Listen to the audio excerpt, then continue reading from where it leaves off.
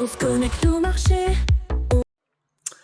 Vous l'avez vu donc hier, Poutine a annoncé qu'il allait négocier hein, avec du coup l'Ukraine. Moi, il y a une question que je me pose par rapport surtout aux États-Unis et par rapport à leur tension avec la Chine. Il y a un truc étonnant, c'est qu'en fait, depuis l'arrivée de Donald Trump, les idées des Américains, en tout cas de la politique américaine, s'est vachement rapproché des idées des Chinois. Ça qui est assez fou, c'est que quand tu vois la logique américaine maintenant, elle est très proche de celle de Xi Jinping. Le wokisme, les Chinois, ils n'aiment pas le wokisme. Bah, les Américains non plus.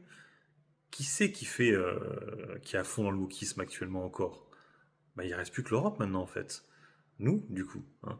Donc en fait, ça, je n'arrive pas à comprendre comment ça se fait que les États-Unis partent en guerre, qu'on continue leur guerre avec la Chine, alors que le seul truc qu'ils auraient juste à faire, c'est de négocier avec la Chine, c'est-à-dire faire des partenariats avec la Chine et délaisser totalement l'Europe qui n'est pas du tout dans leurs idées, parce que c'est clair et net que l'Europe, on est des déglingués, quoi. Je veux dire, avec le wokisme et compagnie, pour eux, ça va pas. Mais de toute façon, même pour les Chinois, en fait, notre façon de vivre, elle pose problème.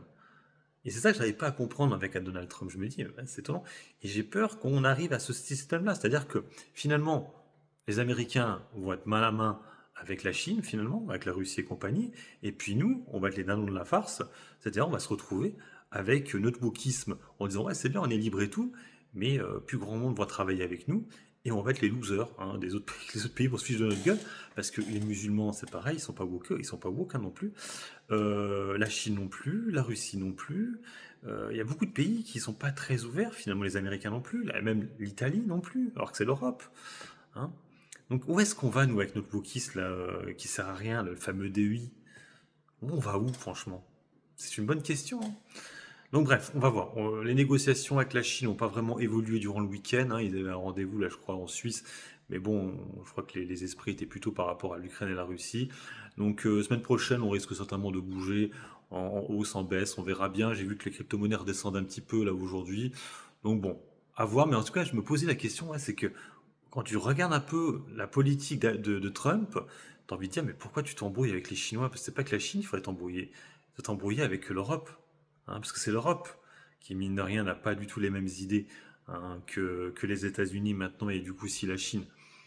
Bref, c'est une petite idée comme ça pour une vidéo du week-end.